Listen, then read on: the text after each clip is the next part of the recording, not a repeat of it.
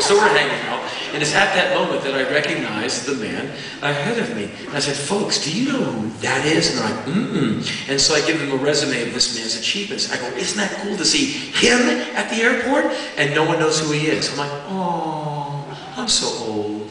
And I was at the end of such a long generational branch now, where I say some kind of reference. People will, yes, my dad loved that guy. So it's, you know, it's what happens when you hurtle towards 50. And one day you'll be getting there. And I suggest when you open the gateway that is your 40s, that you bring with you a lot of humor and irony. You're going to need it anyway. And so I recognize the guy, and we're moving up slowly in line. And finally, it's his time to go through the X-ray machine. There's 3 of them there. 2 are attended, 1 is not attended. And he's about to go to one of the attended ones when he's surrounded by TSA officials who take him over to the unattended one, which they turn on. And they give him an X-ray machine of his very own. No one seems to notice but me. I'm very interested now. On the other hand, I sail through security.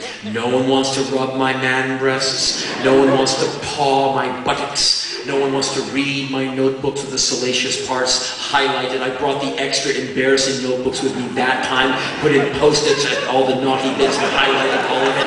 And I get through the metal detector and I said, hey, are we going to grope me today? Not today, sir. You're going to read from my notebooks? Not today, sir. Would you like me to read out loud from my notebooks? Won't be necessary, sir. Okay, well, maybe next time. Maybe next time, sir. And I'm noticing that they are patting down this guy like they patted me down, but really hard. It's like, they want to find something on this guy. And by the time I'm passing this guy, they have gone through his shoulder bag and they're standing him up a second time for a second body search. I've never seen this before in my life. All of you, some of you are mildly curious as to who this man is. His name is Cat Stevens. Oh, good. You saved me. Mr. Stevens, or Yosef Islam as he's also known, the man who was okay with that whole fatwa against Salman Rushdie all those years ago, is probably on the shit list of many of the intelligence agencies in America, and they want to have a word with this guy. So they're patting him down. It looks like it hurts. And I'd like to have a word with this guy myself and basically thank him for all the wonderful music.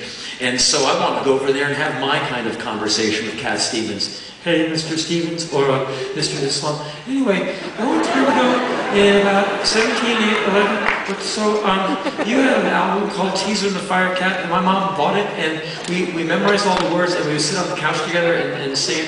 And right around the time I hit puberty, there's a movie house in my neighborhood that would have midnight movies on the weekends, and sometimes it would be Rocky Horror Picture Show, and sometimes it would be Song Remains the Same, and other times it would be Harold and Maude, and me and my friend Ian Mackay used to go see Harold and Maude all the time, and you had a song in it, if you want to be you, be you. I mean, I don't have to sing because you already wrote it. And I was able to find that song on an album. I kept looking because I wanted to hear that song again. And I never knew if you released it as a single in America. And if you did you release it? And was it ever a top 40 Billboard single? And if you ever did release it, did you ever put it on Casey Kasem's Sunday Show? Because I listened to that show, I think, from like 1972 to 1979. I never heard him once do that. And if you ever release it as a single in the United Kingdom or anywhere else in Europe, you come out with a different picture sleeve.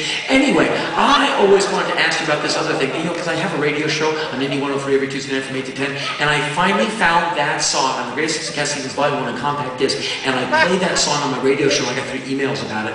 Anyway, I've got to go.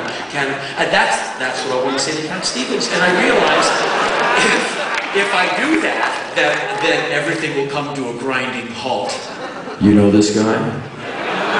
Well, kind of. I mean, after 30 million albums sold, a lot of people know this guy. You two guys are a fucking cell. You're a 2-man terrorist cell. Don't you fucking move, you bullshitting bastard.